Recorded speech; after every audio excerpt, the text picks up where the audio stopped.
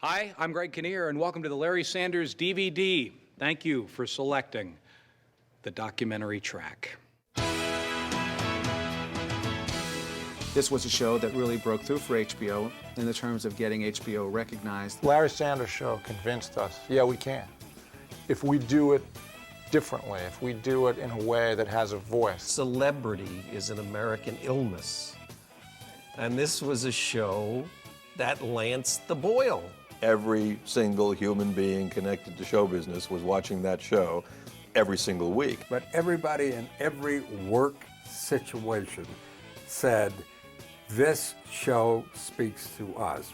It became the coolest thing in the world to be affiliated with the Larry Sanders Show. It really showed the shades of gray of the human persona and the dark side of the psyche in ways that other situation comedies wouldn't even come close to touching. When I saw Larry Sanders, I was blown away. I thought that's how good television can be. Instinctually, I knew walking on the set, like, oh, like this is for real. It was unlike anything that I'd ever seen on television. Larry Sanders in many ways showed the future, you know, the that air of improvisation, the hyper reality, the use of film. So from there comes Soprano, Sex and the City, Deadwood, Curb Your Enthusiasm, and all that came after. Now, this is a very informal documentary about the making of what was a very groundbreaking show. When Larry Sanders started in 1992, there was really nothing quite like it on television. There was nothing as real, nothing as raw, nothing as funny, and nothing quite as uncomfortable. Francine got hurt. Yeah, right. And now I have to pay for the fact that you're back together with that cunt.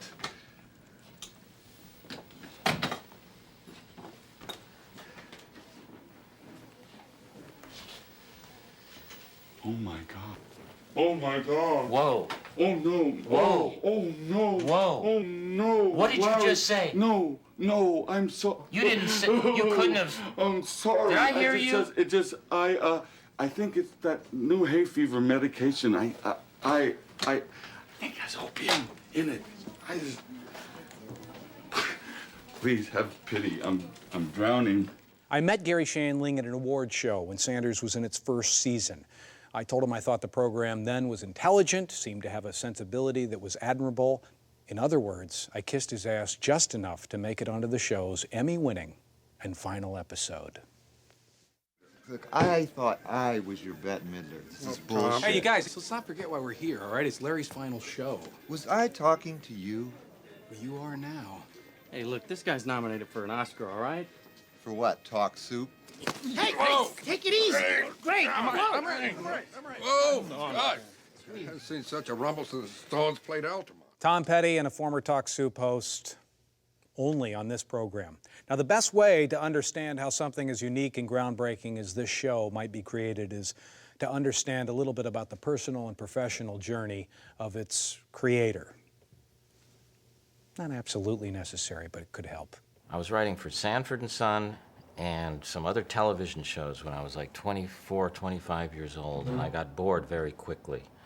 And I went to the Comedy Store one night and got up on amateur night. I mean, you don't know what it was like being an unwanted child. My mother had tried to talk her doctor into performing an abortion, but he said he wouldn't do it because it was illegal to perform an abortion once the child had reached the age of 15. And I walked off that stage and I thought, my God, this could be a way I could find out who I am. Because I'm so self-conscious up there that clearly I'm scared to death of being whoever I am. And that began the search. And I think that process continues. At the Comedy Store in Hollywood and at the Comedy Magic Club in Hermosa Beach, California. As I said, this is his first time, so make him feel welcome. Would you welcome Gary Shandling? Gary.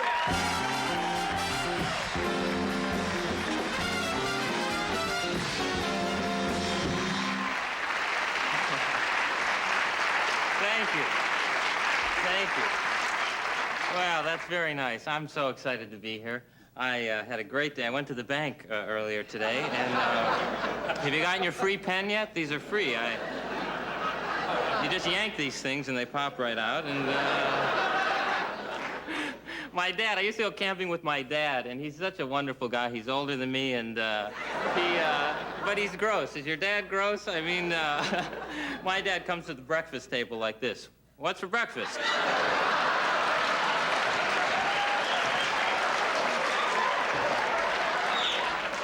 Come on, Dad, we're trying to eat here, huh? Want to put a robe on or something? Just,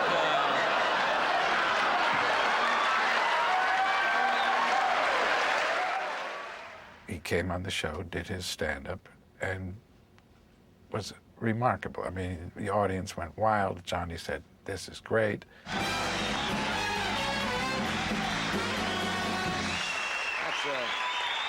nice to see. Thank you, Jim. That's nice to see. Nice to see somebody new come out and really have some funny material. His name is Gary Shandling. You'll hear a lot about him. We'll be back right after this. I asked him if he wanted to guest host the show, and he did. And again, it was different from anyone else, more imaginative, fresher. And we booked him back many times as a guest host, and he did it on a regular basis. great to see you, and thanks. I have some water, but thank you anyway. No, it's great to see you. Thank you. Now, am I on the correct side of this? Any side right now. Now, this is he's obviously hungry. an incredibly exotic animal. You brought a donkey. But very... just for you. No, What, did the guest host get just bad animals? Is that it? And then he got It's Gary Shandling Show. And as we all know, Gary, when he gets involved in a project, really gets involved. And he said, I can't do the guest hosting anymore. This is the theme to Gary Show. The theme to Gary Show. Gary called me up and asked if I would write his theme song. I got the idea for the Larry Sanders Show from my first show, It's Gary Shandling Show. We did an episode where of that series where I went on a talk show. It was like a local LA talk show. It was Christina Ferrari, and I remember doing that episode, and I remember walking off going, boy, there's a show about, from the other side, about the people who host the show. But really, then I had to decide if that was a show that was going to allow me to explore human interaction and not just be some show about show business. We know that Americans watch a tremendous amount of television. The amount of that percentage that is talk show watching is inordinately high. I knew that the Carson retirement was coming. I knew talk shows would be in the news. So I said, okay, this may be behind the scenes of a subject matter, but it's a subject matter that a hell of a lot of Americans know about. So when Gary called me to pitch this, it had actually been something we were thinking about. But as I've always said in this business, ideas are easier. Execution is what's most important. And in our first conversation, Gary and I was sort of finishing each other's sentences in terms of the mood and tone. Michael offered Gary, I think it was a 13-episode commitment, which was unheard of because here we were in programming saying to ourselves, well, do we even have the money? Should we spend the money? What should we develop? We're developing things. And here Michael basically had given away all of our money on over lunch. They'd gotten the 13 episodes and no pilot, and I had just assumed that Gary had blown someone. So, I mean, that's the typical. We're talking about the reality of network TV. This is how, if you really want to strip it down, this is what's going on. And these guys, you're seeing them behind the scenes, you're seeing them how they pander to the network executives, how they scheme and just slide away. Because, it had everything in it. I thought it was just clear from the start that this thing stood out. Gary wanted to make a show that was subversive and different, while HBO needed a show that would ultimately define them as different than network television. Simple enough, right? I mean, they knew all of the characters. All they had to do was begin, that's a good move, the horrendous, gut-wrenching, and shitty process known as casting. And they didn't start by rounding up the usual suspects. Well, Rip Torn was hilarious in Defending Your Life, and Dennis Klein was adamant that he was the guy, but I'd never met Rip. And so he came in for a meeting, and he just sat like this the whole time. He had a fishing hat on. And he didn't want to read, and he would just look up. And I would try talking to him. I'd say, well, Rip,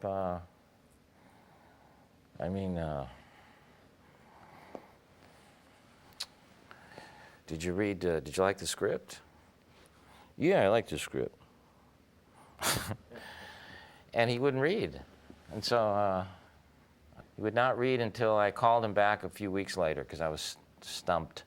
I had been warned by one of my agents who said, don't read. You don't have to read. So Gary said, do you want to read? I says, no. And the next second was the greatest second in my life because instantly I said, do you want to read? I says, no, but I will. And so we improvised for about an hour and a half. People would come in and then we started playing the characters like at a discussion about a show, and people would come in and he'd take phone calls. I would stay in character, he'd stay in character. And we just had a lot of fun. This is all about her, unless it's defined by her. It's all about Sheridan Hood, Sheridan Hood, Sheridan Hood. This is uncanny. What? Do you know who you've just sounded like right now? What is wrong with you? It's kind of like Second Avenue, right? That reminds me. You're doing Maury Schwartz, right? That reminds me. What is Kreskin? The father of five fingers. That reminds me. Why don't we have more magicians on the show? Listen, all right. Listen, I warned you about this. Okay, get in. I gotta get a little more. Famous. I warned you about this. When you're in a show business relationship with a woman more famous than you, she's the one with the dick. The character of Artie was mostly based on Fred de Cordova, who was, Fred and I executive produced the show together. And Fred is the flamboyant character in real life.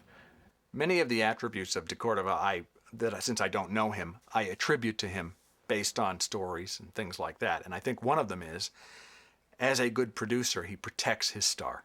He protects his star above all things. He will coddle these people who come on the show, but if any of them turns against Larry, that's trouble. Well, that's what I put into Artie, all those stories that are read about all those great moguls. That they dressed fine, but they were roughnecks too. They could get in there, and if I used everything that I had. I used everything I learned in the military and living on the streets in New York. Rip is such a force of personality. You know, there's such strength to him. I've got alimony checks going out to 4 different women every month. I mean, the sting fades after a while. You can't do that while I'm shooting. Let's do it again. What's the roll? I'd like to start My over eye anyway. goes right to movement. You know that. It's because I Okay. shoot skeet and birds. Okay, and I like to go to the top anyway, so Yeah, let's just be very still. If you can do me a favor, if you can run this up your shirt. Jesus. Why can't we put it on the outside? Well, because it doesn't look good when they've got the cable going down. Really? No, it looks unprofessional to me. Well, let's do it. I like unprofessional. There you go. There you go. I mean, why are we hiding it? Yeah. Everybody knows what it is. It's a microphone. Just tell us. This is a microphone. It sounds good. I don't believe in deception. But I think. So is it What good about for you? beauty? Fuck. Look. Is it good I've for you given when up you on get your- beauty. Are you bothered by so bothered that you want to kill yourself? Because I'm a guy. I'm a get-along guy. I would rather it. What?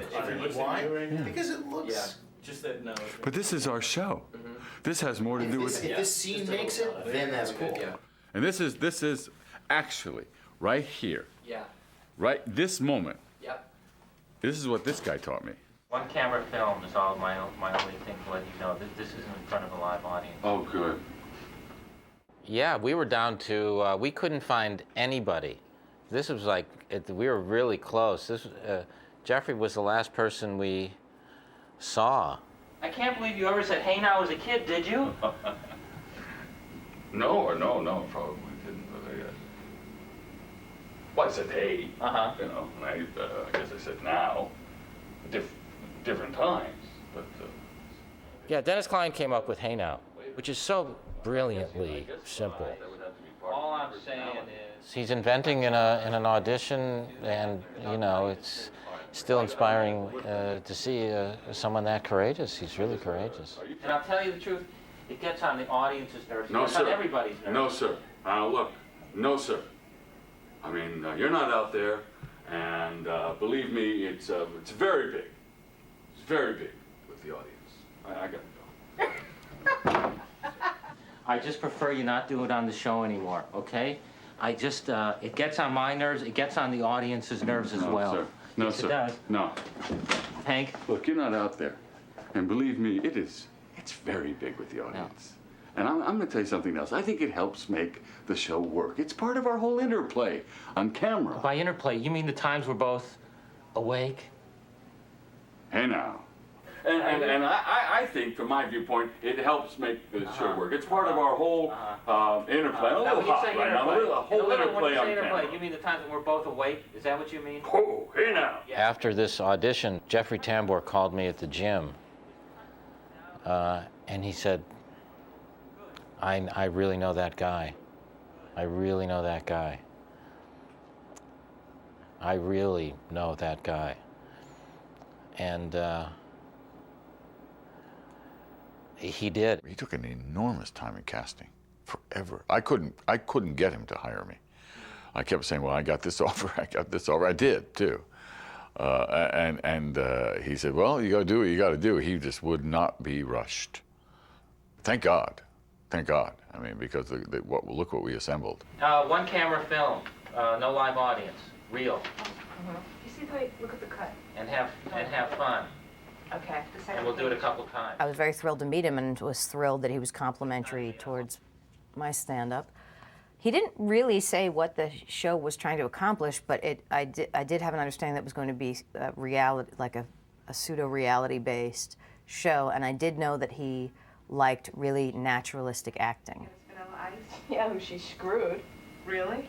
Yeah, she screws everybody. There's no possible way that didn't happen. Everybody comes on this show. She definitely screwed him. Everybody? Well, not everybody. Everybody who's willing. Oh, come on, that's not true. That's so true. Wake up and smell the infection. It's like she's living in the 70s. She's definitely going to catch someone. Something.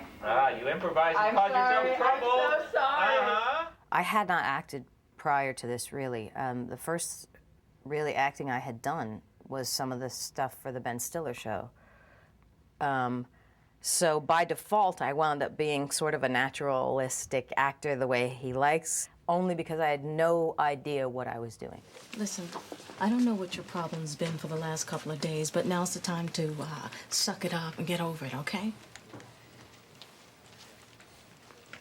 I have a lump in my breast. Oh my God. Oh, No. Don't hug, because then it feels serious and cancerous. And please stop staring at my tits. I looked into the room and I saw everybody that was auditioning and I thought, there's nobody here like me. And so I walk in and there's Gary with some other guys and I'm, being nice, hi, hello. And he's saying, hi, the way Gary does. And he was asking me about myself and I was telling him, and then the phone, it kept ringing. And I thought, this is rude. Why didn't they turn the phone off? I'm having an interview. And it rung again. And I said, do you mind if I get that? And Gary said, no, go ahead. And I picked up the phone and I told them that Gary was busy. And then I hung up. And he said, thank you very much. I'm taken away. When I did this work, I said, okay, now, we're not talking about being funny now, which is what everyone had to get over, because everyone came in going, it's a comedy, right? And even when I was auditioning people, they would come in and start to read like, okay, well, this is a comedy, and I'd have to say, whoa, whoa, whoa, whoa, whoa, whoa, whoa. I got to see if people can get to their core first. Right. Then we'll talk about the comedy. I just went in there, and it was Gary Shandling and John Rigi, and they both just sat across from me, and I was like, and Gary was like, hey, what's going on? And I was like, I don't know. What's going on with you? I don't know. What are you doing? Nothing. What are you doing? And then we just went back and forth like that about 3 more times. And they just looked at each other. They're like, and that was the audition. And then the next thing I know, I had the part of Mary Lou. Beverly? Oh my God, what's wrong? I just hit Hank's car. When? Just now. You're not parked anywhere near Hank's car. You're in another lot. I know, I'm such a bad driver. Well, what happened? I was coming over here to pick up some stuff and I ran into the back of his car. It's like I was drunk. Well, are you? Now? What? Which car did you hit? I don't know. It was really big and foreign, kind of like a big boat. Oh, God. Oh. You hit his Bentley. Is that bad? I was just looking for people who brought power, and I'm really proud of every one of those people. And those people who I sensed had their power and yet didn't know how to bring it and didn't understand, because I needed support in bringing my power, so I'm able to look at a person like when Sarah Silverman or Marilyn Rice Cobb started the show, and to give them that gift to say, no, don't worry. You have nothing to prove here. Your power comes from being yourself. I mean, you get on the set and Gary comes up to you and says, you know, whatever your lines are, just, I don't care what you say, just get the idea across. I mean, if you say pineapple, you can say pineapple. I mean, he trusted everybody with communicating the story in their own words. And I think that really, that's a big thing of what made the show great, you know, and it was fun. I really watch these powerhouses like Rip Torn and Jeffrey Tambor and Gary, and watch them finesse their own niche in as each season progressed. But it's a group of people who I don't think that if you were going to cast a show, you would say, I want these 6 people. I can only assume that that's what was very attractive to Gary, and that's what Gary was really seeing in everybody else, was something unique in each person. That's why he hired everybody. You know, I'm sorry, Artie, I just can't believe he's pushing this whole religion thing in everyone's face. Well, Phil, I can't believe you're a comedy writer, but we have to take them both on faith. Touche. Just stand right there. We see one boom crossing the frame, and Peter Smokey, you're in the image. We had great directors. A plethora of them were directed by Todd Holland, and he had a grasp of this show, and there was great trust, and he had a great knowledge of what an actor goes through. I'd never done anything like Larry Sanders at all, and not 3 cameras and 4-wall sets. I mean, I don't come from sitcoms. I come from single camera, a single camera background. And what we were doing was very much a hybrid sitcom, you know, kind of style, but with none of the infrastructure or training that comes with a sitcom. So we had to shoot the entire show in 2 days. And in order to accomplish that, you had to use 3 cameras to get all of the necessary shots. And we had no money for Steadicam, nothing. It was the cheapest show on television. And Peter would rollerblade, and he was very adept. Our master camera was usually me on rollerblades, which I've brought here. Someone asked me to bring these. Rollerblade. Action! Staggering. You were funny with every guest. That old guy fucked us. My grandmother's funnier than that. Well, she's booked for next Thursday. It got to the point where the dolly grip could actually pull him, and Peter would adjust his feet, and so that he could actually reverse and be pushed. He could actually do all the moves, and you could push and pull like Peter with the rollerblades, and it's hilarious. Well, it was staggering. You were funny with every goddamn I thought that old guy guest. fucked us. I mean, my grandmother's funnier than Well, that. she's booked for next Thursday. When actors have too much time, when you do the clapper and quiet on the set and rolling and clapper, there's a stagnancy that comes in, and they're all in their heads. And they're doing nothing but thinking about their work, you know? And then what also happens is it takes forever once you say cut to get to the next time you can roll and do the clapper and get the set quiet and roll sound and all that crap. Both things made me crazy. And I just literally had them, I started screaming, we're not cutting, we're going back to one. Back to one, we're not cutting. Back to one. I'm sorry.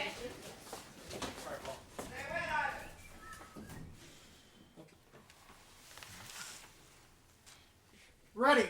We'll check from the entrance. Damn it, the hell. What's going on? I'll tell you later. Where's Larry now? Beverly took him home. We are 1 hour away from showtime. What do we do? Have the pages send the audience home? We are not canceling this show, goddammit. There wasn't much time to think. You just had to do it, that's the secret to everything. Don't think. Just do it. Dive Dive in, jump off the cliffs. Yeah, get wet. And everything's been set into place, all the building blocks. And just now Todd yells, back to one, back to one, back to one. And before you know it, you've integrated it all, and something comes out. And that's how I work. Gary was in charge of the writing. He was the person who said, this is the draft that's going to the table.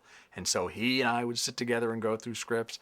And ultimately, you know, and that would take hours and hours, hours. We'd do it at his house. I was doing Murphy Brown. Right. And Fred Barron brought me in. Pete came in a briefcase, not in a briefcase, with a briefcase. Yeah. With some other writer that came in a briefcase. Yeah. That's a really conservative guy. He didn't work out, as I remember. Well, we couldn't get the combination to the case. I was going to say, he wouldn't leave the case. Yeah, I said to you today that I'm wearing pretty much the same thing. A blue blazer, so he came and in I had a briefcase. And a briefcase. I looked like the show's accountant. Yeah, and I thought, this guy cannot in any way. No way. And I had an idea, and I told him what the idea of an episode was, and I don't know, he just got that it was edgy and different, and he was able to do it right off the bat, more or less. You know, it's a rare thing for a writer when you have an epiphany where you go, wow, I know how to write this. I know how to write this. I know these characters. I can just sit down and it'll come out of me. And I did. I just sat down. I wrote whatever episode I had to write. I think it was the Garden Weasel episode. And it was just, I just knew the tone of that show. I hooked in with Gary. I fully understood what his sensibility was, what he wanted to say, how he wanted to say it. And it just came out. That rarely happens. And as I got to know him, I realized, first of all, incredibly smart, obviously very funny, but really smart, and knew how to tell a story, knew how to write a script, knew how to edit a script. That comes from a lot of experience when he was a writer. You know, before season started, Gary would start having people come over to the house and we would all kick around story ideas. All the writers would bring their story ideas, and they were sort of one or two liners, and they would come and pitch to Gary and the whole group. But it was up to Gary. It was a sort of intuitive thing, the ideas that struck him as interesting. And slowly, hopefully, a very rough idea of what the main arc of the season would be comes to the surface. And then you would write an outline for the story, and then Gary would say, the story doesn't start soon enough.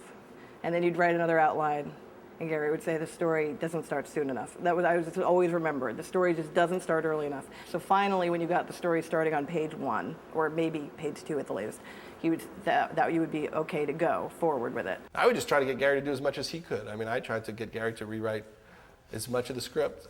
You know, it used to be Gary would leave and we'd rewrite the script. I was like, well, Gary, it kind of would be easier for me to sit alone with you for 2-3 hours and we'll work on it together, which was code for you'll rewrite it. Larry, now you know Melanie Parrish. Oh, sure. Well, she's out here now. She's in charge of late-night programming. Gentlemen, I'll be brief. We all know what the economic climate of network television is like out there right now. We're getting kicked in the balls. She's a metaphor for the pressure that we have in life. Larry wouldn't have a conflict if he was the boss. Not that this would have changed anything, but I remember people saying, well, I mean, he's this big, successful talk show host, so what's the struggle? Yeah. What's so wrong with his life? Yeah. What are people gonna... Well, this is what happens in everybody's job. He's struggling. That's what this reveals, is that all these people in show business are human beings. Don't take this as a threat, but I killed a man like you in Korea, hand to hand. My boy doesn't want to do any more commercials. From now on, you'll talk to me. Understood? That's a line that people still say to me. They still say to me, yeah, I killed a guy like you in Korea. I love to write for Rip. Yeah. I love to write Artie and Hank. Yeah. Not so much you. You know why? No, I don't. But I'm happy to find out after all this time. I didn't think I could write you better than you could. Was that true? I think that you did a great job writing Larry. We may have adjusted and stuff. You were much more. You'd take a script and go, well, I don't think I need to say that, and I can do that with just the look, and I can do so. You'd really pare it down to it was really great. I think I like doing fewer words than anybody probably. While people Yeah. were trying to, Yeah. would like to say more, I'd like to say less and do it in that space right there, that empty space. God, you're really upset, aren't you? God, you really care about me, don't you? Are you uncomfortable? A little bit. Gary is an actor I've never seen work harder to be an actor, to be a really good actor, and really use the tools of working with Roy London and to great benefit. My script, I wish I had the script here. We'll get it later. We'll pull out one of my old scripts. It's just loaded with acting notes for Larry. He took Larry into, fairly dark, painful places and was able to open that out and put it on film. I guest hosted The Tonight Show. I did it a week at a time. After that week, I would go, my God, I could not do this. First of all, the pressure. Second of all, I think being on TV every night, which changes you. You spent more time working on my stupid 10-minute little spot than you have on our whole relationship. And you know what I think? I think it's more important to you whether or not I'm a good guest on your show.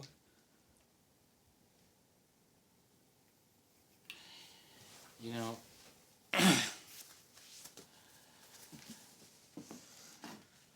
I'm a fucking talk show host, okay? I'm all fucked up. But Gary has a very specific process, and he kind of tortures himself. I always look at him and say, it should be easier for him. It should be easier. He's so gifted. You cannot be in your head as a writer and then behave as an actor. So that also requires great physical energy and emotional internal energy to clear out all of your head from where you've been writing from and now actually feel. There was nothing better than when he was like really into what was, he was always super invested, but that moment where you're like working with him on like a line or something, it's just like very exciting because he is so committed to what he's doing. I think Gary honestly has a love-hate relationship with acting, and he sort of dreads it. He dreads that he'll be awful at it, and he'll look silly, and so he's a lot of fear surrounding it. But he's also wants to take the journey. He wants to go on the journey and learn and grow. And he has acting coaches and a lot of really talented people who have helped him, and and guided him. In 1985. I went into this acting class that a friend of mine recommended, and it was just a little tiny class in someone's house, and there were maybe 15 students, and it was Roy London, and he was just starting. And any which way I would describe him would not capture how much impact, how much influence he had on my life as a person, as an artist. He was an acting teacher who had this brilliant IQ and sensitive besides, and insights and passionate, like a spiritual figure. There is no correct in film acting. That is not what it's about. It's about your vision, your need, and bringing your entire life to bear on your work. To the extent of what the work is about, you may not bring your entire life, but to bring your life. Sometimes certain roles require more, but all of them require that you're bringing where you're at as a man, a woman, a citizen, an American, a person in society. It's not in a vacuum. So I would call Roy up and I would say, hey, Roy, I got an offer to host a talk show. You think there's any way I can grow in that? But we both thought that doing it night after night after night after night would not lead to the exact kind of growth that a show might that had more serious circumstances. So as I began to think of my first series, It's Garry Shandling Show, I remember saying to Roy, well, I'm not going to be able to come to class because I've got this show. Can you come to the show and teach me every week? This has always been a very serious and difficult issue. Should someone marry someone just to stay in the country? Let's find out what our audience thinks. And as that show became slimmer emotionally, meaning it lost its realness and became kind of a cartoon and a sketch show, even though it was really funny, I knew I had to stop that show because I didn't feel anything anymore. That's when the Larry Sanders Show I had the idea, and I called Roy up and I said, can I discover more who am I in a show like this? And he said, if you commit, and if the writing is true, and you have to go places and feel things that you would be afraid of, or other people seeing. To see the respect that Gary had for Roy was really, really beautiful. You just saw it and you felt it, so it was really a beautiful thing to watch and to be around. I knew that the devotion that people had to Roy and what a exemplary person, human being he was. But it was more, instead of talking about it, it was put into practice. I turned to those guys when I was having an acting problem. I'd go right to Rip or to Jeffrey and go, I don't know how to play this scene. I will see you tomorrow night. No flipping.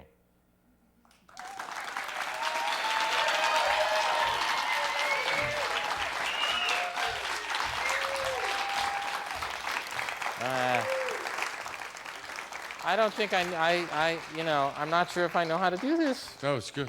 Huh? That was exactly right. That's right? Yeah. He's exactly right. Okay. It's vulnerability. It's exposing yourself. And I think that's easier for him today than it was then.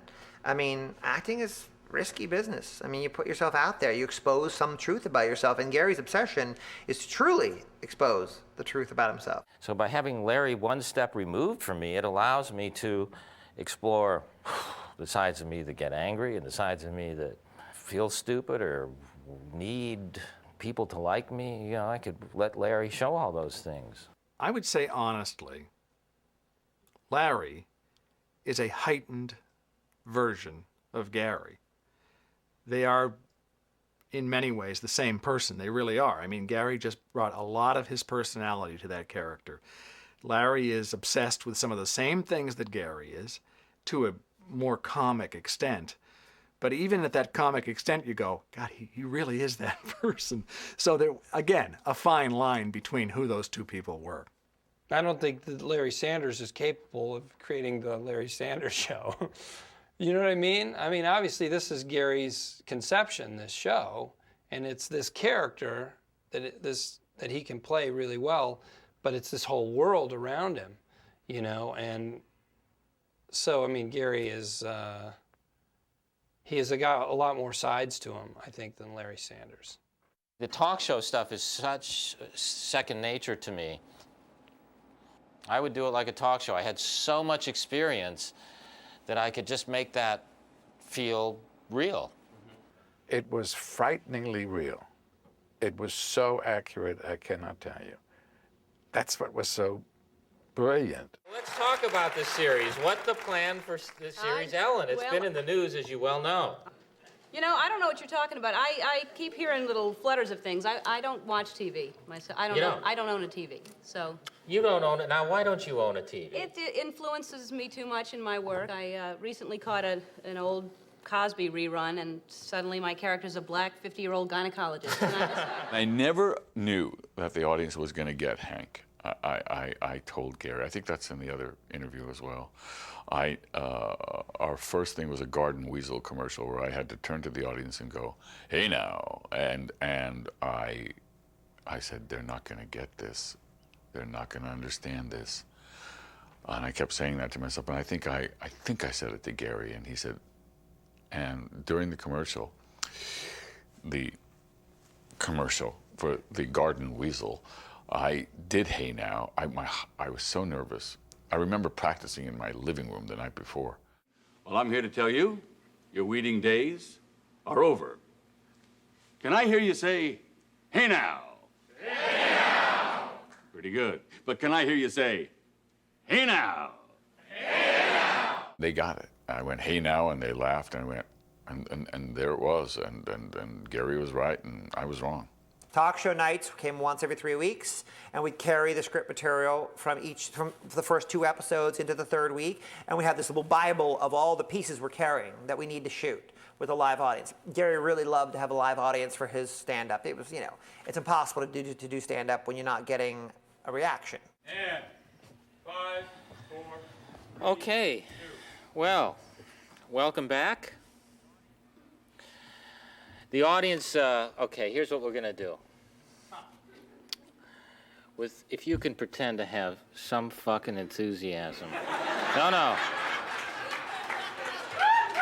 Okay, welcome back. We are back. And the audience would always play along. So you could say to the audience, and I would talk to the audience and do the warm-ups and talk to the audience and say, okay, we're doing a talk show part that fits into a story, and I would tell them, and I'd say, so now you've come tonight, and you're just watching the talk show, and I'll come out and I'll do a monologue, and then I'm gonna interview Billy Crystal or whomever, and you realize how fast an audience can really adjust, and they just started to act like a talk show audience. I mean, it felt like a talk show in there on Wednesday night. In the beginning, one of the exciting things about the show was that we were going to be able to work with real live, semi-human Hollywood celebrities. So that was, you know, really exciting. The issue became how to get them on the show, because, you know, initially nobody knew what the show was. The first break that we had actually was Gary knew Carol Burnett.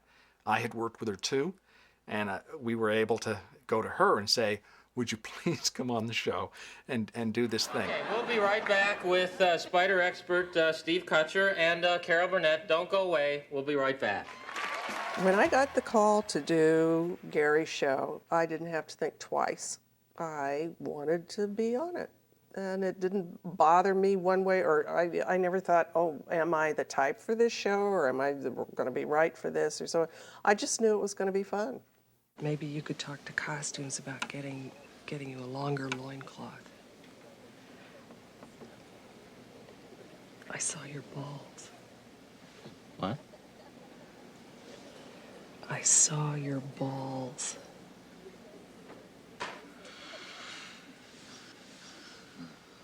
And by virtue of Carol being there, the door opened. People said, hey, I see what this is. And then we had no problem, for the most part, getting celebrities. The celebrities that would go on the Larry Sanders Show, they didn't mind showing themselves in a negative light. Unlike, you know, usually if they went on a show, it would have to be, God damn it. You're not picking it up, right, Jonathan? Not so bad. He's playing it in the background. I'm sure. I can take it away. Okay. Shoot, I felt bad. Hey. Okay, guess. Okay. All right, look. Okay, then you are now going to have that in your mouth on the patio. We'll see how that works. Let me start over. Celebrities would go on this show and they didn't mind casting themselves in a negative light, which just never happened, especially when it was their own persona, because they would never be another character. They would be, you know, Sharon Stone would be Sharon Stone. They were as backbiting and insecure and difficult as any characters on the show, any of the regulars, and it was wonderful to see. Larry, we're off the air. This is real life now. Can I be honest with you? Yeah. I'm here for 3 good reasons. Last show, big ratings, movie coming out. Bim, bam, boom. Otherwise, I'll be sitting home watching Nightline, as usual. That curtain is a perfect metaphor for how we as human beings behave when we're out in front of people and want to be seen and liked in a certain and perceived in a certain way. Everybody, once they're out of their house. Celebrity and a talk show kind of thing just exaggerates that. And then once they're back behind the curtain, back in their own house, what really goes on and what are the problems? Hey, Bruno, how you doing? Whoa. You bumping me? What? The man is singing the fucking goodbye song. I can't believe this shit. We'll have you on another time. Did you just hear what you said? There is no another time. The party is over. This is it. A man singing to a man. How fucking sick is that? In most regular sitcoms, you're playing the subtext. The words are the subtext. You know, hey, I missed you. Where were you today? Because I was waiting for whatever the.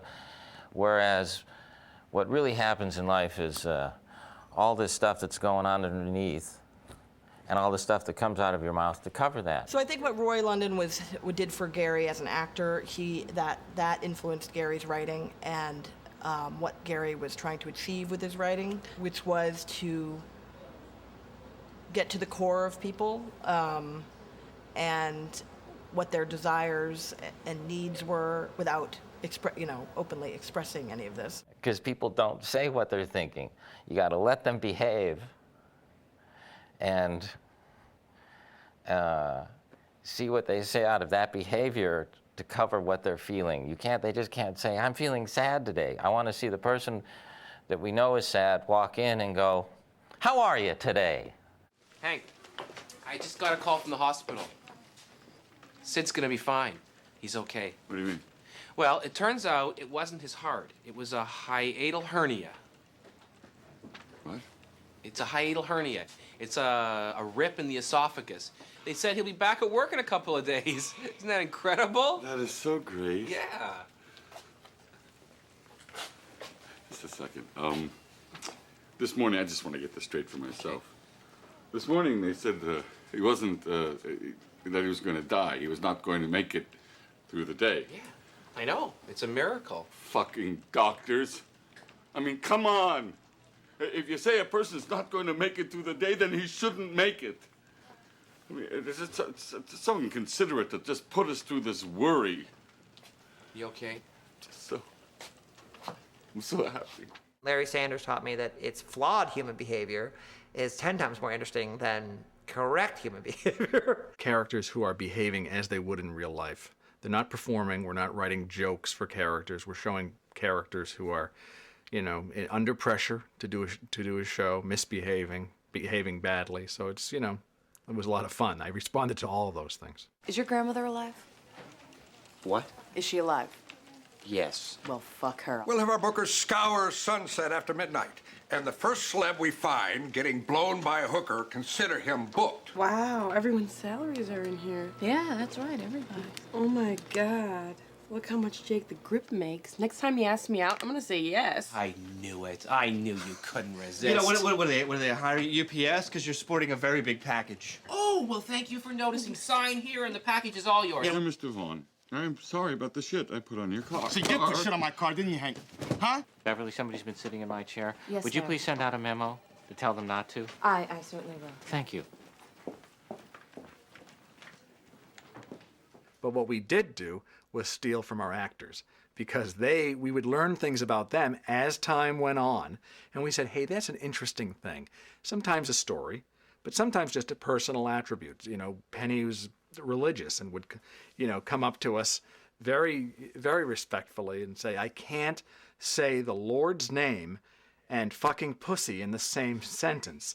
So if you can move the Lord's name to another speech, and then I can just say fucking pussy by itself, that'd be great. Let me tell you, in the Mr. Sharon Stone episode, when I got that script, first of all, at the table read, it had that word in it. And I spelled the word at the table read. And Gary said, are you uncomfortable saying that word? And I said, yes. Okay, and they went on, and I said, okay, they're not going to cut that. They're going to make me say that word. Well, then you go, well, that's a great part of the character, somebody who's upset with that kind of language. And from that point on, Penny's character was upset with the language in the room. If I wasn't a married man, Guess who's not getting any pussy at home? I'm getting some pussy at home. Gentlemen, excuse me, but how would you guys like it if I stood around here and talked about pussy, huh? How would you like that? Pussy, pussy, I'm gonna go get me some pussy. How would you like that? Well, when you say it that way, it takes the shine off it. But a lot of misbehavior by actors, it became scripted behavior. If Jeffrey Tambor was being cocky or arrogant or had an attitude and it felt like Hank-like, does Jeffrey know he's acting like Hank right now? And sometimes you couldn't tell because everyone's so method, you don't know if they're just kind of in the head of this attitude. You would definitely put it in the show. Well, he helped me on a very important turn for Hank. I was being less than nice to somebody. I'm usually a pretty nice guy, but I guess I don't know, kind of went. Someone who had the nerve to speak to you. Yeah, because I won't allow that, and because he shouldn't, or maybe he was looking me in the eyes, which It was something. It was that thing. You could hear them taking a step. Yes. And you said, why don't you add that to him? Why don't you add that pettiness? Well, you used to ask me about certain things that you admitted were character flaws, and you said, should I put them in Hank? I says, why not? Did you hear? Larry's banging Sharon Stone. You shut the fuck up and hide that. It's like taking a temple, a Buddhist temple bell, an authentic 2,000-year-old Buddhist temple bell, and ringing it and going, well, why does that, can you tell me why that rings so purely? Well, because it's the real thing. Gary would just say, be truthful. In any situation, Gary would say, well, what would you really say? What would you do if that happened? And that was always the answer in any situation. If you really thought about the character, it might be something stupid or ridiculous or funny. But what would that character do? And that was another virtue of this show, is that you had to be on your toes. You had to, and Gary would come down. He would be on the set, or the writer of a record of that script would be on the set, and we would change on the moment.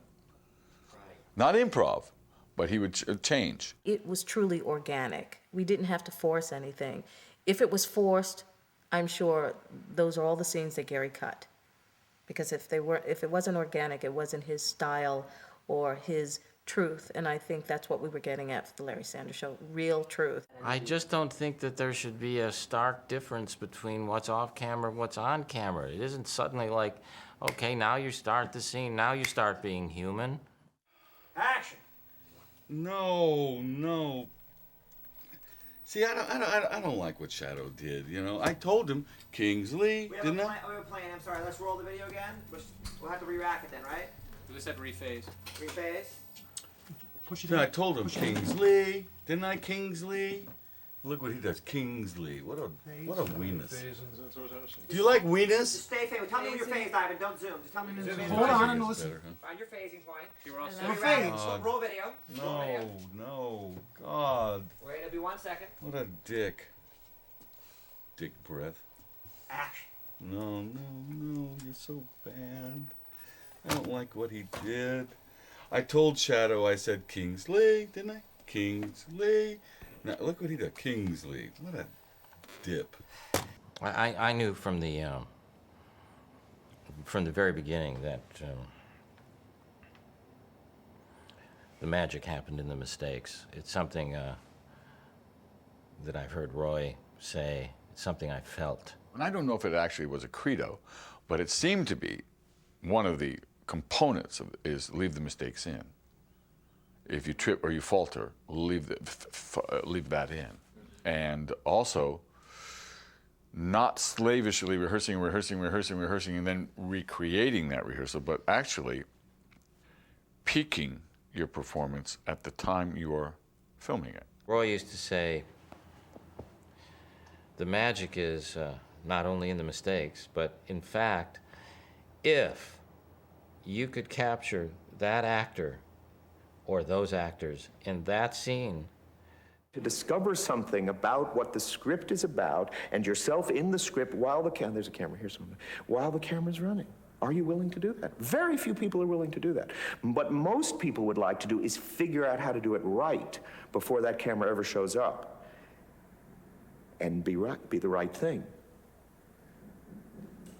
Trying to be the right thing while the camera's running is great, but having figured it out, and then, okay, camera, you can come now, and I'll show you how this character is. I've got it down perfectly. I promise you, does not a star make. So the trick is, it's the same as they do with a boxer, and the same they do with a racehorse, is you are trained in a certain way to peak, to let it go right at that moment. Television has a long and colorful history of continuing to broadcast good TV until it's not so good anymore. It's bad. You may have seen one of these shows, writhing in pain, strangling itself with its own tired formula until every last drop of creative blood has been sapped from its once vibrant heart. I should be doing more theater. Larry Sanders was the exception. That is still, in this present moment, strangely, my connection to Jerry Seinfeld is I would bump into him on the lot, and he understood the impossibility of being in a show and writing a show. The thing about television is that it always wins in the end. Television always wins. In other words, these shows that we had, if we didn't kill them, they would kill us.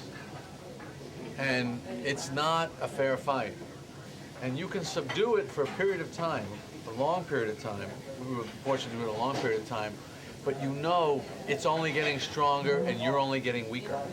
Did you feel that way? Yes, and I knew someday, and I didn't know when it was, it might have been the next season, might have been the one after that, one day this thing was going to smite me down.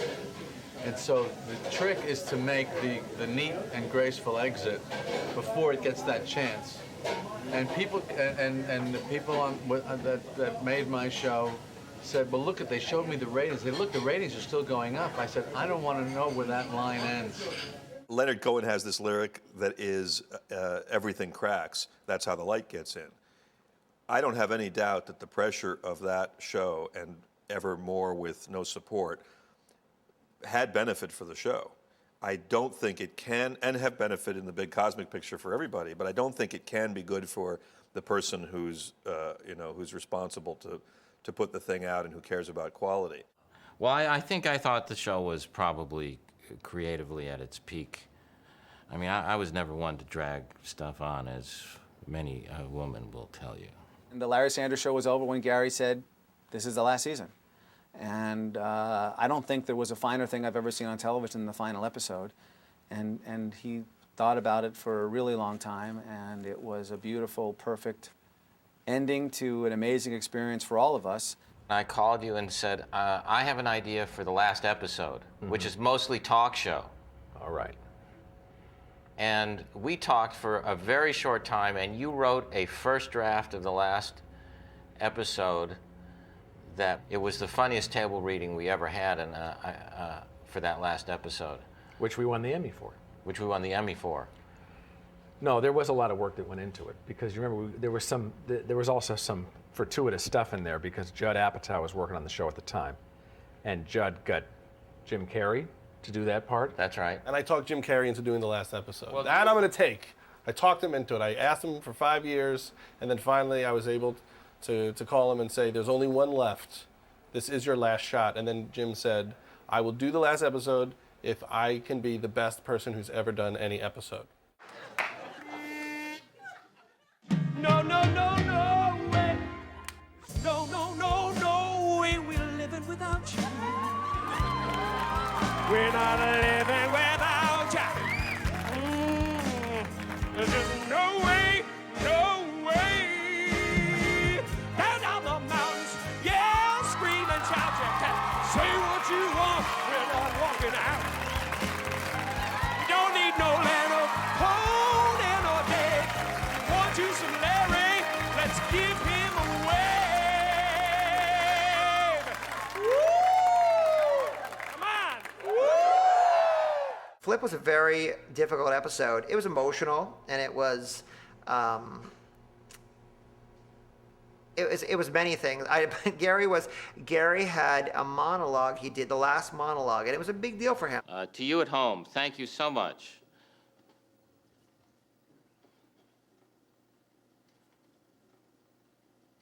For letting us be in your house every night to entertain you. It's an honor.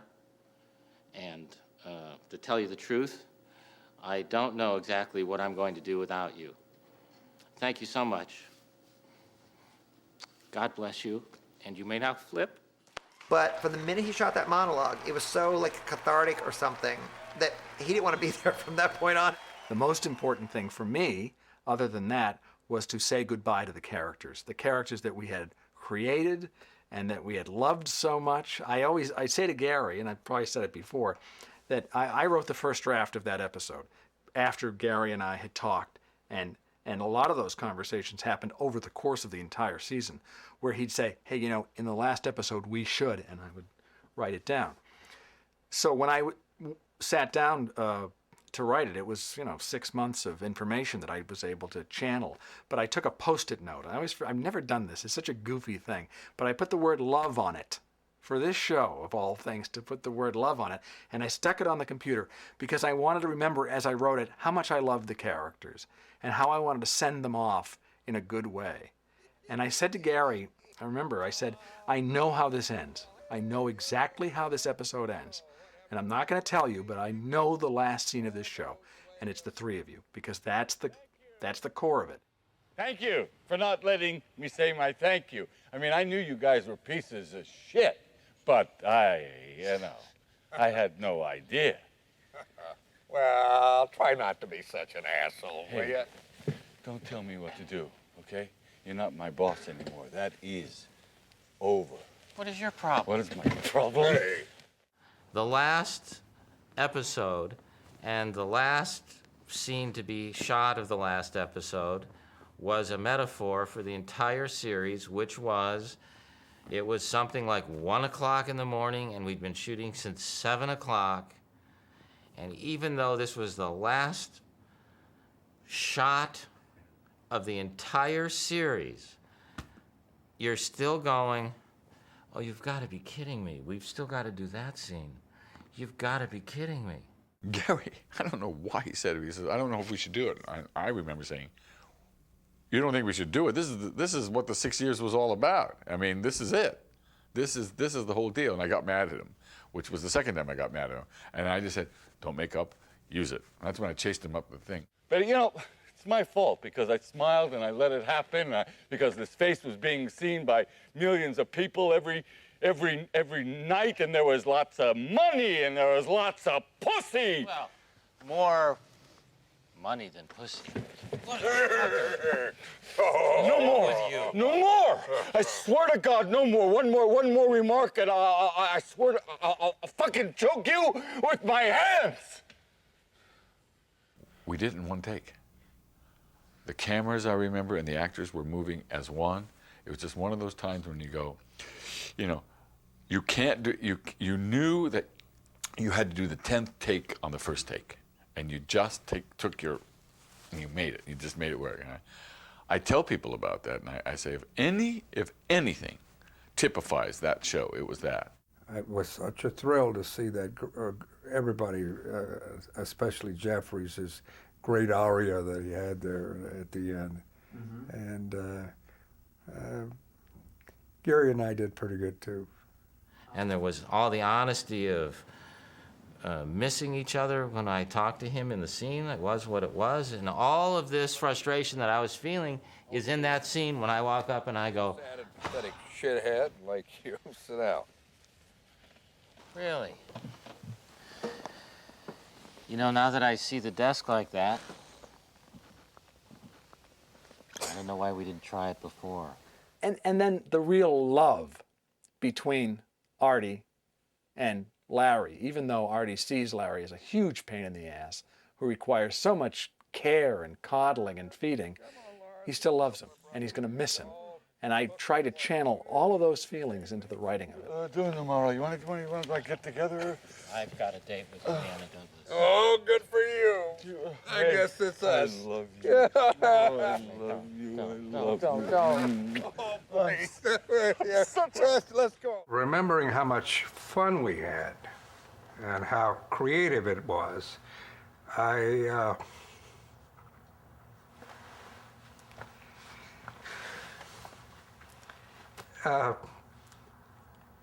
I'm profoundly sad because at least I've been trying to talk him into, I said, I want to do like Peter Falk does, do one a year or something like that. And I've been hammering that thing. But maybe once a time is over, you got to let it go. I knew it was special. I knew that just the vagaries of this business, they don't come along that often, and I knew that it was going to be less than for a long while, and I was sad to see it go. And that's why I think there was a lot of love on that set, because that actually allows for real human connection, and that's love. And The winner is Peter Tolan and Gary Shandling for The Gary Shandling Show.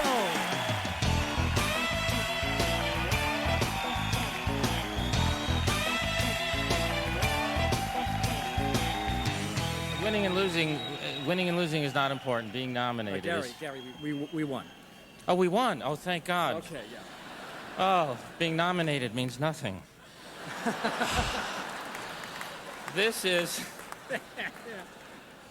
so meaningful, especially coming from Mr. Mel Brooks, and represents so much in the history of television and comedy writing. And one of the singular joys I've had working on the Larry Sanders Show over the years has been writing with this gentleman, and I'll miss writing the show with him, Pete Tolan, and I'll be thrilled that you'll have nothing to complain about on the ride home tonight.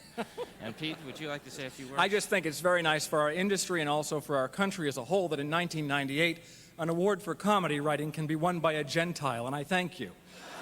And we share this with everyone on the show, the cast and the crew and everyone. Thank you so much.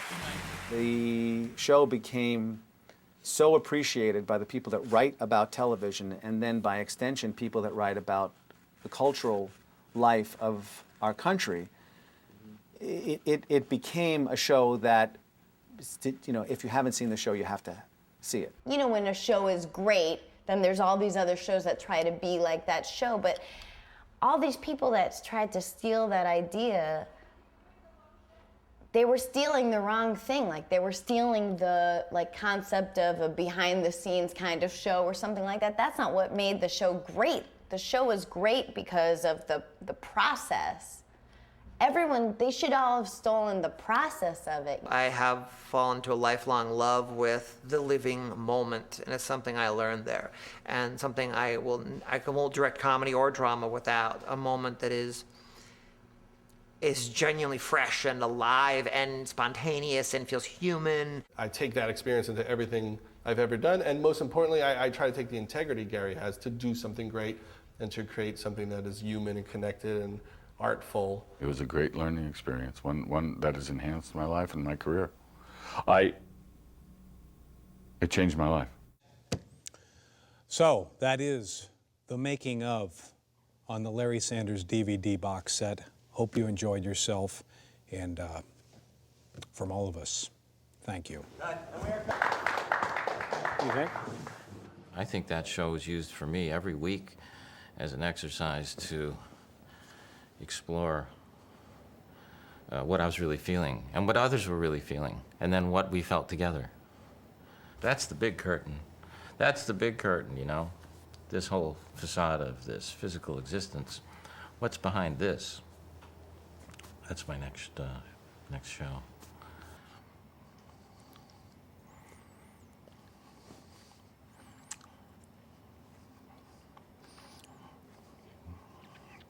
This is perhaps the best honeydew melon on any DVD ever. I haven't done anything with this DVD, but if there's a better honeydew melon, I'd like to see it. I'd like to be on that DVD. I fucking hate this. Gary?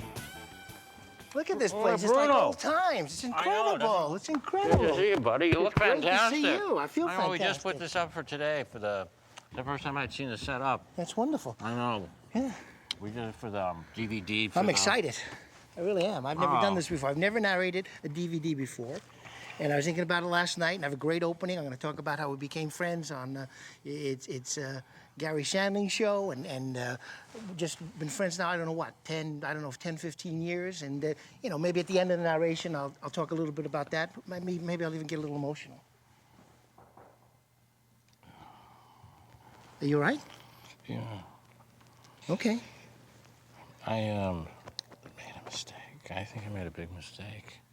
I fucked up. How? We already did it. You already did it? I did it. I had some. Who did it? Greg Kinnear. He wasn't. Greg Kinnear did it? Yeah, he wasn't good. Let me see if I understand this. You bumped me. It's the last Larry Sanders Show. I come on, it's a bit. I go along with it. You bump me, that's funny. I know, this is weird. And now you call me up to do the DVD? Right. And you're bumping me from the DVD? I know. Nobody gets bumped from a DVD. I never heard of it myself. It's fucking weird. I'm sorry. Well, you'll do the next one. Oh, yeah. That's great. I'm gonna do another take that to the DVD. bank. No, I'm going to do the Please. next. I'm I going to do won't the do next that. Gary Shandling I don't show. know what time What's the name of that when show? it's- Gary Shandling fucks over his friend's show? I haven't done that one yet. Yeah, I bet.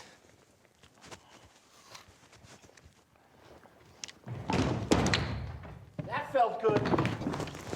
Go fuck yourself. That's a fucking joke. Lose my number.